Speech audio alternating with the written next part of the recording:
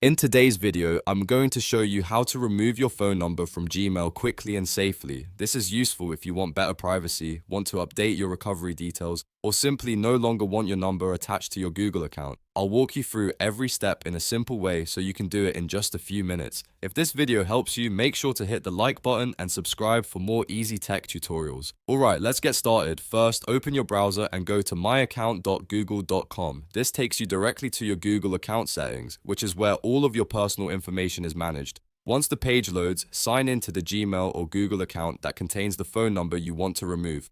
Make sure you're signed into the correct account before continuing, especially if you use more than one Google account on the same device. After you're signed in, look at the left side menu and click on Personal Info. This section contains your basic account details, including your name, email, birthday, and contact information. Now scroll until you find the Contact Info section. Under that area, you'll see an option labeled Phone. Click on Phone to open the phone number settings tied to your account. On this page, you should see the phone number currently linked to your Google profile. Select the phone number you want to remove. If you have more than one number, make sure you choose the correct one before deleting anything.